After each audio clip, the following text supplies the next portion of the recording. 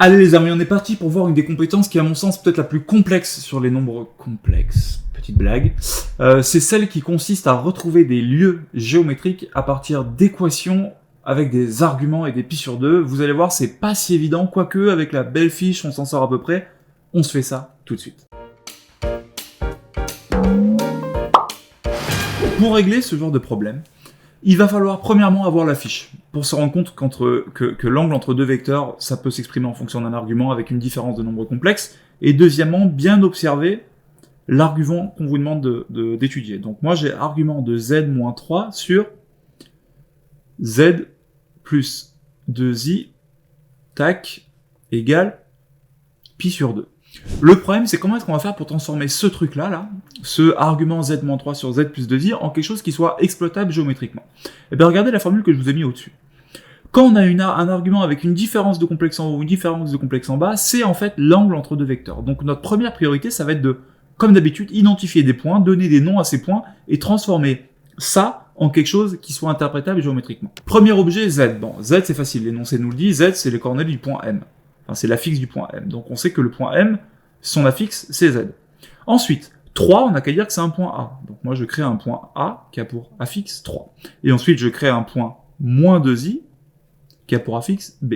Pourquoi moins 2i? Parce que moi, je veux qu'en bas, ça soit Z moins Z. Donc si je prends moins 2i ici, je me retrouve avec Z moins 2i. Je modifie maintenant légèrement mon écriture. Mon argument, ça devient argument de Z, donc qu'on a dit que c'était le Z du point M, moins 3 qui est l'affixe du point A, donc ZA, divisé par ZM moins ZB, parce que moins 2i, ça me fait plus 2i. Pi sur 2. Ok, maintenant j'ai un argument qui est de cette forme-là. Donc en fait, l'argument de ZC moins ZA sur ZB moins ZA, c'est en fait l'angle entre AB et AC. Donc ça, c'est l'angle entre BM et AM. Donc là, j'ai BM AM, cet angle, il doit valoir pi sur 2.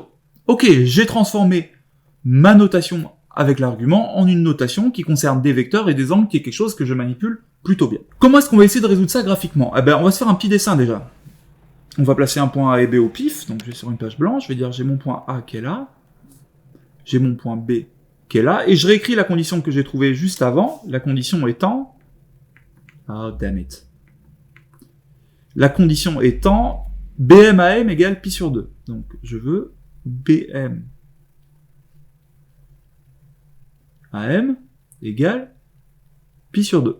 Donc déjà, on se dit, bon, BM AM égale pi sur 2 c'est un angle droit, ça veut dire que le point M, a priori, il fait un angle droit. Donc, ici, à condition que j'ai un angle droit, donc que je puisse dessiner un triangle rectangle, ce point M, ça devrait passer. Oui, mais si je raccourcis un peu et que je me place par là, est-ce que ça passerait pas aussi? Bah ouais, il y en a un deuxième de triangle rectangle.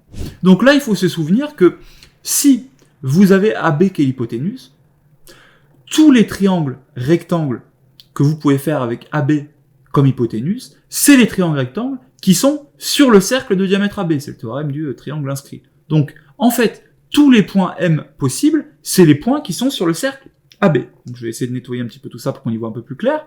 Donc, est-ce que j'ai l'option de faire des formes avec ce truc-là? Je sais pas. Je pense que je peux faire des petites formes. Est-ce que j'ai des petites formes? Comment est-ce que je peux faire des petites formes? Des petites formes? Non, je peux pas faire de petites formes. Donc vous allez devoir subir mon dessin qui est un peu pourri. Parce qu'à la tablette, dessiner un cercle, c'est pas facile. Donc voilà, je sais que mes points M, ils sont en gros sur ce cercle. Parce que où que je mette mon point M, j'arrive à faire un triangle rectangle. Bim, j'ai un triangle rectangle, donc j'ai un angle de pi sur 2, et ainsi de suite, et ainsi de suite. Problème, regardez, prenons ce point M ici. Mon vecteur BM, c'est celui-là. Mon vecteur AM, c'est celui-là, mais je vais le recopier ici.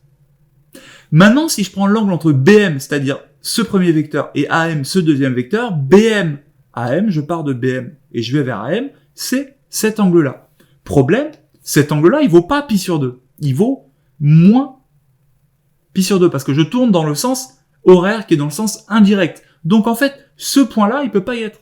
Ce point-là non plus, ce point-là non plus, ce point-là non plus. Donc tous ceux qui sont du côté de ce demi-cercle, je suis obligé de les virer. Donc je sais déjà que ma solution, elle ne contiendra pas tous les points qui sont au-dessus de mon diamètre AB. Ok. Question, est-ce que sur le demi-cercle qui reste, c'est-à-dire ici, j'ai le bon angle? Ben, je recommence l'expérience, je mets un point M ici. Mon vecteur BM, c'est celui-là.